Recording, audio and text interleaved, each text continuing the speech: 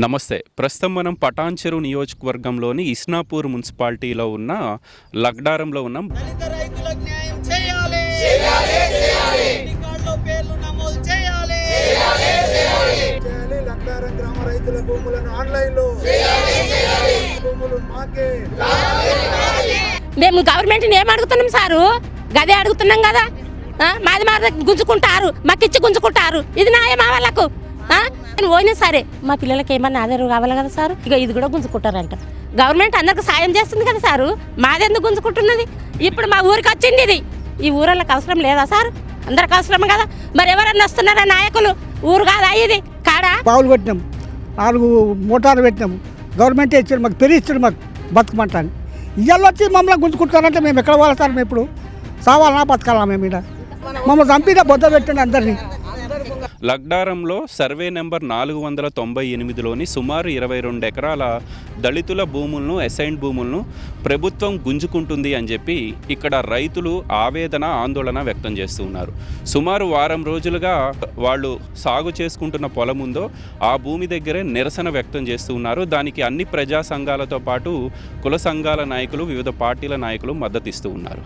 పంట చేసుకునే భూముల్లో జేసీబీలు తీసుకొచ్చి తమను భయభ్రాంతులకు గురి చేస్తున్నారు అని చెప్పి రైతులు ఆందోళన వ్యక్తం చేస్తూ ఉన్నారు, బోరున విలపిస్తూ ఉన్నారు. ప్రస్తుతం అదే భూమిలో మనం ఉన్నాం. దీనికి సంబంధించి మనం కొంత సమాచారాన్ని సేకరించే ప్రయత్నం చేశాం. అధికారులు ఏం చెప్తున్నారయ్యా అంటే 1970లో ఈ రైతులకి అసైన్డ్ భూమి ఇచ్చిన మాట వాస్తవమే. తర్వాత 2000వ సంవత్సరంలో వాళ్ళు సరిగా కబ్జాలో లేకపోవటము వివిధ కారణాల వల్ల 2000వ సంవత్సరంలో మళ్ళీ ప్రభుత్వం దీన్ని రివోక్ చేసుకుంది, మేము తిరిగి స్వాధీనం చేసుకున్నామని చెప్పి అధికారులు చెప్తున్న లెక్కలు. ప్రభుత్వం స్వాధీనం చేసుకుంటే మరి 25 ఏళ్ళుగా వీళ్ళు ఎట్లా పొజిషన్లో ఉన్నారు, ఎలా సాగు చేసుకుంటూ ఉన్నారు? ఇప్పుడు మళ్ళీ ప్రభుత్వ అధికారులు ఏ రకంగా ఈ భూమిని గుంజుకునే ప్రయత్నం చేస్తూ ఉన్నారు? మాట్లాడే ప్రయత్నం చేద్దాం. వారం రోజుల నుంచి ఇక్కడే ఈ చెట్టు కింద నిలబడి మీరు బాధపడుతూ ఉన్నారు. ఏంటి, ఎప్పటి నుంచి సాగు చేసుకుంటూ ఉన్నారు మీరు ఈ భూమిని? ఇప్పుడు కాదు సారు, ఇవి నేను 58 సంవత్సరాలున్నా. మా మామ నేను చిన్నగా ఉన్నప్పటి సందే ఇది మామిడి చెత్తటి ఉండేనంట. అయితే ఆ రెడ్డిలు వచ్చి కొట్టుకొని పోయినాక వీళ్ళు వాళ్ళ కొనలు కొట్టుకుపోయినాక వీళ్ళు మొదళ్ళు కొట్టుకొచ్చి మాకు ఎత్తుకొని పోయిన సారు నేను చిన్నగా ఉన్నప్పుడు. అప్పటి సంది సాగు చేసుకుంటా ఒక పారి పజ్జొన్నలు పెట్టినాము, ఒక పారి సాయజొన్నలు పెట్టినాము, ఒక పారి తుకం పోసినాము, నాటేసినాము, ఇలెత్కాయ వేసినాము, కొర్ర బియ్యం కొర్రలు చల్లినాము, అన్ని పంటలు పెట్టుకున్నాం సారు. ఇగో 4 బావులు వచ్చినాయి 4 పేరు మీద. గవర్నమెంటే ఇచ్చింది. నెత్తికిన్ని పైసలు వేసుకొని మోటార్లు తెచ్చుకొని మేము అన్ని కష్టాలు పడ్డాం సారు. అన్ని కష్టాలు పడి ఇగో మాకు ఏడలేదు. మాకు కుంటకాడు ఉండే భూమి, ఆ కుంటకాడు భూమి కూడా గుంజుకున్నారు గవర్నమెంట్. మీకు ఇచ్చినాం మేము ఇచ్చినాం మీకు, మేము తెచ్చి మీకు ఇచ్చినామంట అని అది కూడా గుంజుకున్నారు. అది 13 సంవత్సరాల కింద గుంజుకున్నారు. ఇప్పుడు ఇది 70 సంవత్సరాల భూమి. మా పిల్లలకి ఏ ఆధారం లేదు సారు. మేమంటే నేను పోయినా సరే మా పిల్లలకి ఏమన్నా ఆధారం కావాలి కదా సారు? ఏ ఆధారం లేదు. ఇక ఇది కూడా గుంజుకుంటారంట. ఇదేమన్నా న్యాయమా సార్? ఈ గవర్నమెంట్ అందరికి సాయం చేస్తుంది కదా సారు, మాదెందుకు గుంజుకుంటున్నది? ఇది న్యాయమా? అంటే మీకు ఎవరు వచ్చి చెప్పారమ్మా? అధికారులు ఎవరన్నా వచ్చి చెప్పారా మేము ఈ భూమిని మళ్ళీ తీసుకుంటున్నామని చెప్పి?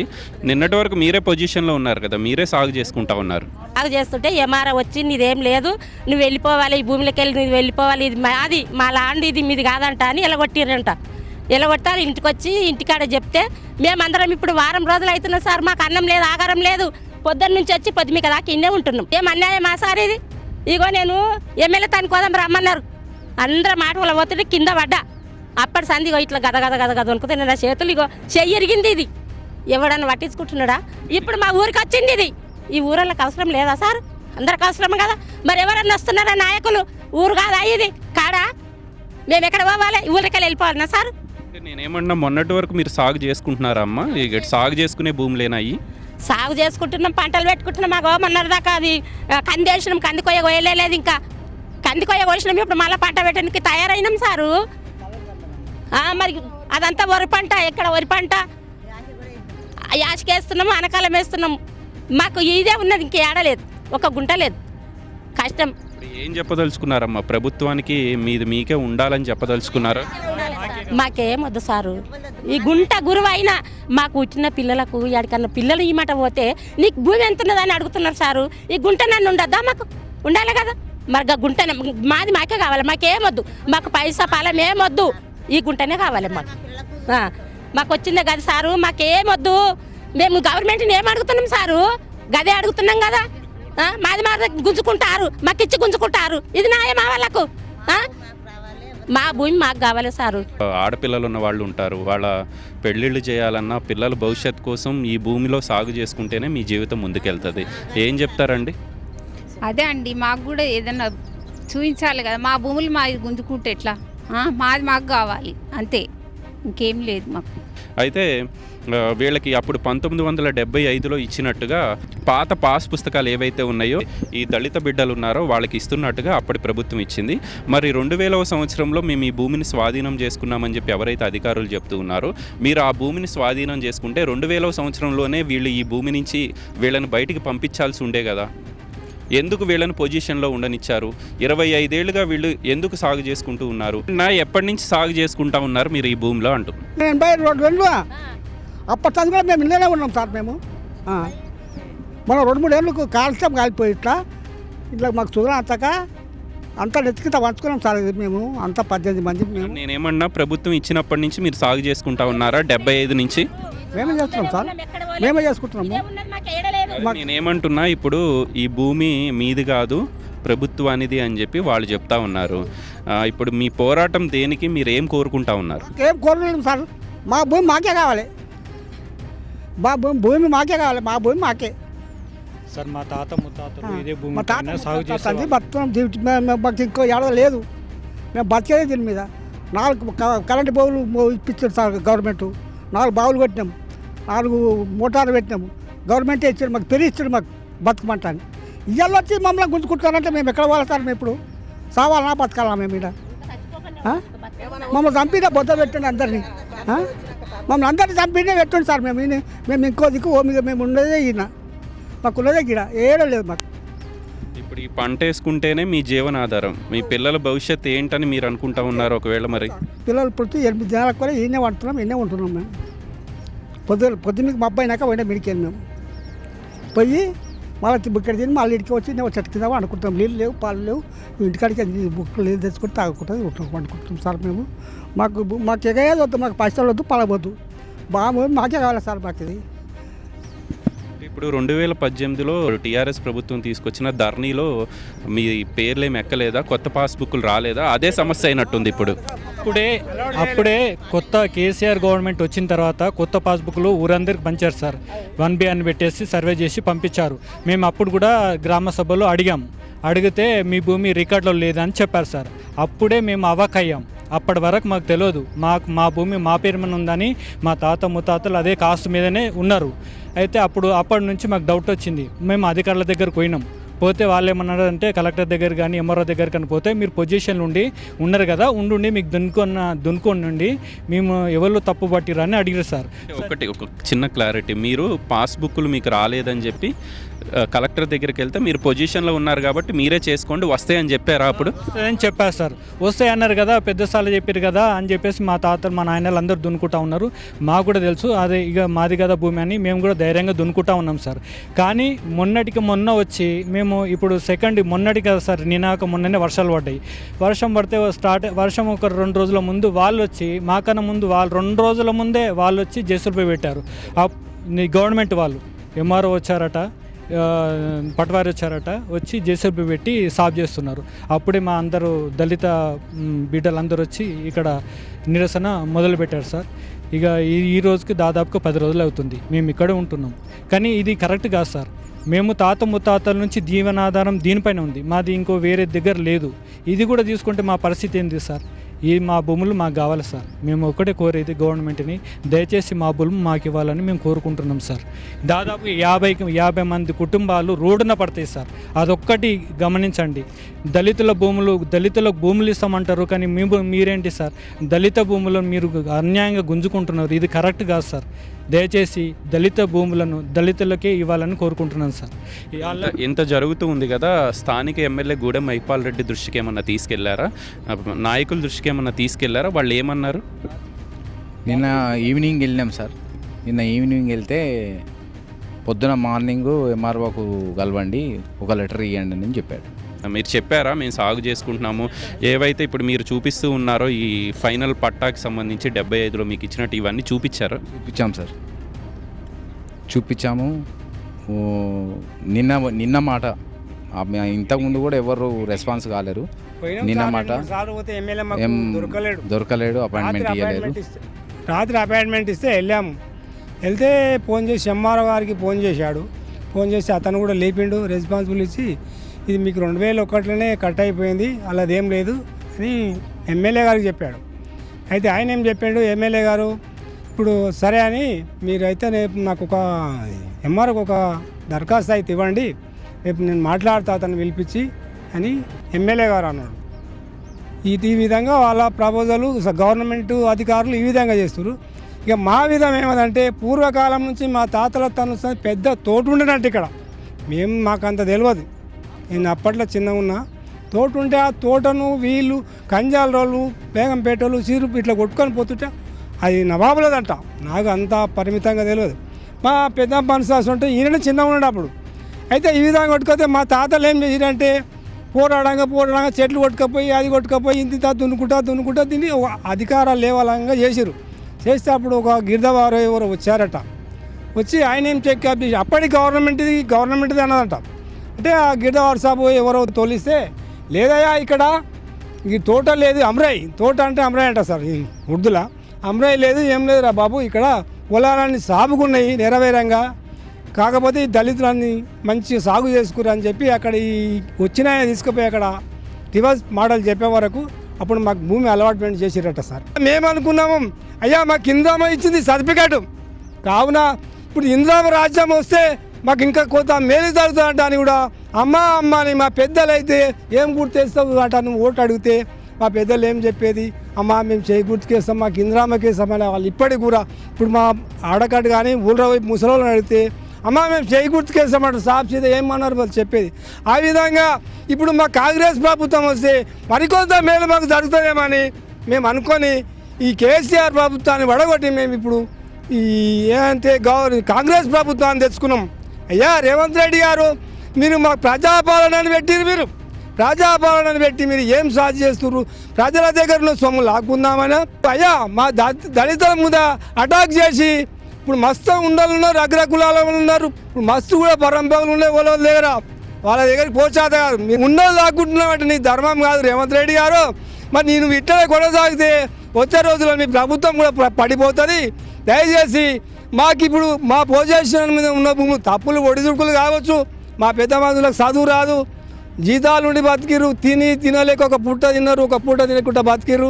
కావున ఇప్పటికైనా దయచేసి మా భూమి మాకు ఇవ్వగారని కోరుతున్నాము. కాకపోతే మా దళితం మీద మీరు అటాక్ చేసి మీ అన్యాయం, నువ్వు చేసే బలవంతుల మీద చేయ అటాక్ కానీ మా ఈగలు కొడితే పేగులు వెళ్ళయి సారు. రేవంత్ రెడ్డి గారు మీకు దండం చేసి చెప్తున్నా, మా దళిత బిడ్డల దగ్గర మా ఊరి సమస్యలే కాదు రాష్ట్రంలో ఎక్కడైనా కూడా ఈ దళిత వర్గం మీద అతాడు చేయదు. పిఎం నుంచి కూడా వచ్చి మద్దతు ఇస్తూ ఉన్నారు. వాస్తవానికి ఇందులో కొన్ని టెక్నికల్ అంశాలు ఉన్నాయి.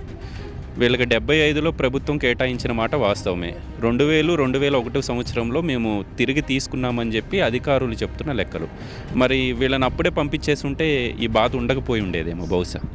లక్డారం గ్రామం లోపల 498 సర్వే నెంబర్ లోపల ఇక్కడ ఉన్నటువంటి గ్రామ రైతుల భూములను సిపిఎం పార్టీ ఆధ్వర్యం లోపల ఈరోజు వీళ్ళ దగ్గరికి వచ్చి భరోసా కల్పించేందుకు మేము రావడం జరిగింది.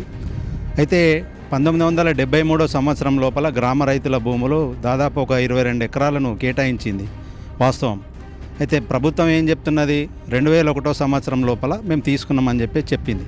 కానీ ఎక్కడ కూడా గ్రామ రైతులకు నోటీసులు కానీ గ్రామ సభ పెట్టి కానీ ఎక్కడ కూడా రైతుల దృష్టికి తీసుకెళ్లకుండానే మేము స్వాధీనం చేసుకున్నామని చెప్తా ఉంది. అది కరెక్ట్ కాదు. ఎందుకంటే గ్రామ రైతులేమో పొజిషన్లో ఉన్నారు, మా భూములలో మేము ఉన్నామని చెప్తా ఉన్నారు.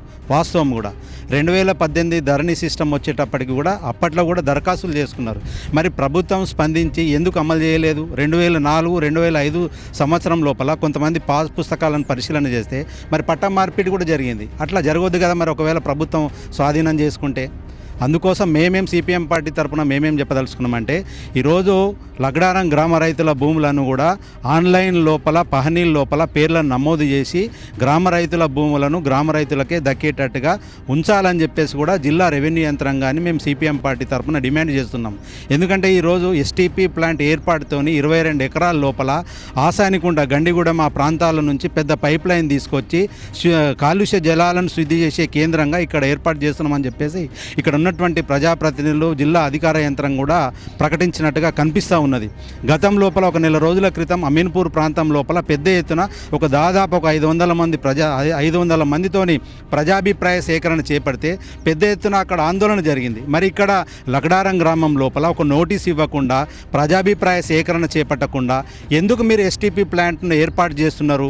మరి ఎందుకు ఇక్కడ ఉన్నటువంటి రైతుల భూములను కొల్లగొట్టడానికి ప్రయత్నం చేస్తూ ఉన్నారు? రుద్రారము, లకడారము, చిట్కూలు, ఇష్నాపూర్ ఈ చుట్టుపక్కల ప్రాంతాలన్నీ కూడా పూర్తిగా కలుషితం అయిపోయి ఇప్పటికే కలుషితం అయిపోయి వాళ్ళకందరికీ కూడా రైతాంగానికి కూడా మొత్తం నష్టం వస్తూ ఉన్నది. కానీ మళ్ళీ ఇంకోసారి కూడా దీన్ని మొత్తం కలుషితం చేసి ఆ రకంగా పేద రైతుల భూములను బలవంతంగా గుంజుకోవడానికి ప్రయత్నాలు చేస్తూ ఉన్నారు. పేదవాళ్ళకు ఒక న్యాయము, పెద్దవాళ్ళకు ఒక న్యాయం అనే పద్ధతుల లోపల కూడా జరుగుతూ ఉంది. పక్కనే ఉన్నటువంటి తొషిబా ప్రాంతంలో తొషిబా కంపెనీ లోపల అసైన్మెంట్ భూములు ఉన్నాయి. అట్లనే గీతం యూనివర్సిటీ లోపల అసైన్మెంట్ భూములు ఉన్నాయి. వాళ్ళకు ఒక న్యాయం జరుగుతుంది, మరి తొషిబా వాళ్ళకు ఒక న్యాయం జరుగుతుంది. మరి పేదవాళ్ళకి ఎందుకు న్యాయం జరగట్లేదు అనే పద్ధతుల లోపల మేము అడగదలుచుకున్నాం. పెద్ద ఎత్తున సిపిఎం పార్టీ తరఫున పెద్ద ఎత్తున ఆందోళన చేస్తాం. వాళ్ళ భూములు, పేదవాళ్ళ భూములను ఆన్లైన్ లోపల చేర్చేంత వరకు పెద్ద ఎత్తున ఆందోళన చేసి ఆ రకంగా రైతులకు అండగా ఉంటాము, భరోసా ఇచ్చేటటువంటి పద్ధతుల లోపల మేము ఉంటామని చెప్పేసి కూడా ఆ రకంగా తెలియజేయడం జరుగుతూ ఉంది. అందుకోసం ఇక్కడ ఉన్నటువంటి ప్రజాప్రతినిధులు కూడా మళ్ళీ ఇంకోసారి కూడా ఆలోచన చేసి ఎస్టీపీ ప్లాంట్ను విరమించుకోవాలనే పద్ధతుల లోపల ఆలోచించాలి తప్ప ఎన్నికలు ఉన్నప్పుడు అనేక మంది రైతులకు సంబంధించిన వ్యవసాయ కూలీలకు సంబంధించిన ఓట్లను ఆ రకంగా అడుగుతున్నారు తప్ప వాళ్ళ సమస్య వచ్చేటప్పటికీ సమస్యను దాటవేసే పద్ధతుల లోపల మీరు ఎంఆర్ఓ దగ్గరికి వెళ్ళండి, కలెక్టర్ గారి దగ్గరికి వెళ్ళండి, ఆర్డీఓ గారి దగ్గరికి వెళ్ళండి అని చెప్పడం కరెక్ట్ అయిన పద్ధతి కాదు. పేద దళితుల భూముల దగ్గరికి వస్తే బరాబర్ పెద్ద ఎత్తున ఆందోళన చేసి పేదవాళ్ళ భూములను దక్కించుకునేటంత వరకు సిపిఎం పార్టీ ఆందోళన చేస్తామని చెప్పేసి కూడా ఆ రకంగా మేము సిపిఎం పార్టీ తరఫున తెలియజేస్తూ ఉంటాం. ఇప్పుడు వీళ్ళకు 1973లో వీళ్ళకు పట్టా సర్టిఫికెట్ ఇచ్చారు. అప్పుడు కూడా ఇంద్రమ్మ రాజ్యం, ఇంద్రమ్మ ప్రభుత్వం దేశంలో ఉంది. ప్రస్తుతం కూడా కాంగ్రెస్ ప్రభుత్వం మేము ప్రజాపాలన, ప్రజల కోసమే మేము పనిచేస్తాము, సామాన్య జనం కోసం మేము ఉంటున్నామని చెప్పి చెప్తున్నారు. ఇక్కడ రైతులు 3వ టర్ము నడుస్తుంది. అప్పుడు పట్టా వచ్చినప్పుడు ఉన్నటువంటి ఆయన ఇప్పుడు 80-85 సంవత్సరాల వరకు ఉన్నాడు. ప్రభుత్వం చెప్పింది, రాజ్యాంగం చెప్తున్న సూత్రాలు, తర్వాత సుప్రీంకోర్టు గైడ్లైన్స్ ఇవన్నీ ఉన్నప్పటికీ కూడా వీళ్ళకి అసలు సమాచారం లేకుండానే ఇక్కడ భూములు తీసుకోవడం అనేటువంటిది జరుగుతుంది. దీన్ని కేవీపీఎస్గా మేము ఖండిస్తూ ఉన్నాం. తప్పకుండా వీళ్ళకు అండగా నిలబడవలసినటువంటి అవసరం ఉంది.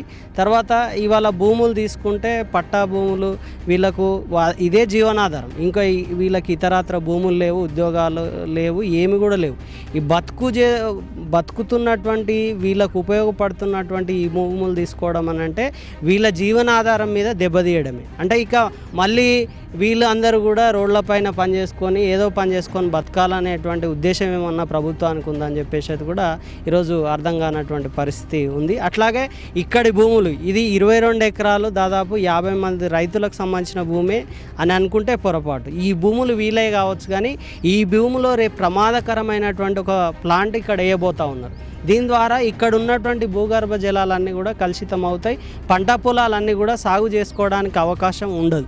బట్ 2 రకాలుగా ఇక్కడ ప్రజానికాన్ని అంతా కూడా మోసం చేయడానికి, వాళ్ళ బతుకు మీద దెబ్బతీయడం కోసమే ప్రభుత్వం ఇట్లాంటి చర్యలు చేస్తూ ఉంది. ఇది సరైనది కాదని చెప్పేసి మేము కోరుతా ఉన్నాం. ఇప్పటికైనా ప్రభుత్వం వీళ్ళకి 2 రకాలుగా న్యాయం చేయాలి. ఒకటి, ఈ భూముల జోలికి ప్రభుత్వం రాకుండా చూడాలి. అధికారులు ఎవరు కూడా భయభ్రాంతులకు గురి చేస్తూ ఉన్నారు. మీరు కనుక భూముల దగ్గరికి వెళ్తే ఇప్పటిదాకా సాగులో ఉన్నారు, ఇప్పుడు కూడా వాళ్ళు పంట వేసుకోవడానికి సిద్ధం అవుతూ ఉన్నారు, వర్షం పడుతుంది కాబట్టి. కానీ ఇప్పుడు అధికారులు చెప్తుంది, ఎంఆర్ఓ గారు చెప్తుంది, భయభ్రాంతులకు గురి చేస్తుంది ఏంటంటే మీరు కనుక భూముల జోలికి వస్తే మీ మీద క్రిమినల్ చర్యలు తీసుకుంటామని చెప్పేసి భయభ్రాంతులకు గురి చేస్తూ ఉన్నారు. ఇది సరైనది కాదు. ఎందుకంటే ఇప్పటిదాకా సాగులో ఉన్నారు, 73 నుంచి ఇప్పటిదాకా సాగులో ఉన్నప్పుడు ఉన్నప్పుడు మీరు ఎట్లాంటి నోటీసులు ఇవ్వకుండా, ఎట్లాంటి చర్యలు లేకుండా, గ్రామసభ పెట్టకుండా, ఏమీ చేయకుండా అప్పనంగా ఈ భూములు, మరి రాష్ట్రంలో దళితుల భూములే దొరుకుతున్నాయా, వీళ్ళకు పేదోళ్ళ భూములే దొరుకుతున్నాయా? అనేక భూములు ఉన్నాయి. వాటన్నిటిని కూడా మీరు మార్కెట్ ధర కొని అక్కడ మీరు అభివృద్ధి చేయవచ్చు, నిజంగానే మీకు చిత్తశుద్ధి ఉంటాయి. కానీ నోటికాడి కూడును లాక్కునేటువంటి పద్ధతి లోపల ఇవాళ దళితుల భూములు లాక్కోవడం సరైనది కాదు. అందుకే తక్షణం ధరణి తర్వాత ఏవైతే కొత్త పాస్ పుస్తకాలు వచ్చినాయో వాటిని వీళ్ళకి ఇవ్వాలి. అట్లాగే వీళ్ళ రికార్డును కూడా ఇప్పుడు ఏవైతే సాగులో ఉన్నారో వీళ్ళందరికీ రికార్డు నమోదు చేయాలని చెప్పేసి కూడా మేము ప్రధానంగా డిమాండ్ చేస్తూ ఉన్నాం. గతంలో వీళ్ళ భూముల అభివృద్ధి కోసం బోర్లు వేశారు, తర్వాత మోటార్లు పెట్టారు. మరి ఇంత అభివృద్ధి కోసం గత ప్రభుత్వాలు పనిచేస్తే ఇవాళ భూములు గుంజుకొని ఈ పేదలను ఏం చేద్దామని, ఈ దళితులను ఏం చేద్దామని చెప్పేసి ఈ ప్రభుత్వం ఆలోచిస్తుందో కూడా అర్థం కానటువంటి పరిస్థితి ఉన్నది. కాబట్టి ఈ భూముల్ని రక్షించుకోవడం కోసం వీళ్ళతో పాటు మేము కూడా నిలబడతామని చెప్పేసి తెలియదు. దళితులకు ఈరోజు ఇక్కడ ఉన్నటువంటి ఏదైతే 21 ఎకరాల 31 గుంటలు ఉన్నాయో ఈ భూముల్లో 50 కుటుంబాలు ఈరోజు కాస్తూ చేస్తూ జీవనం కొనసాగిస్తున్నటువంటి పరిస్థితి ఉంది. ఈ భూమి తప్ప ఈ దళితులకు ఇంకో చోట భూములు ఉన్నటువంటి పరిస్థితి లేదు. ఈ భూముల్లోనే వాళ్ళు పంట పండించుకొని జీవనాధారాన్ని కొనసాగిస్తున్నటువంటి పరిస్థితి ఉంది. ఈరోజు ఈ భూముల్ని కనుక లాక్కుంటే వాళ్ళ జీవనం మీద దెబ్బతీసినటువంటి పరిస్థితి ఉంటుంది. రేపు ఈ దళితులు ఏ పద్ధతుల్లో జీవనం కొనసాగించాలి అనేది ప్రభుత్వాలు, ప్రభుత్వ యంత్రాంగం, ప్రజాప్రతినిధులు ముందుగా ఆలోచించాలనేది వ్యవసాయ కార్మిక సంఘంగా మేము హితవు పలుకుతున్నాం.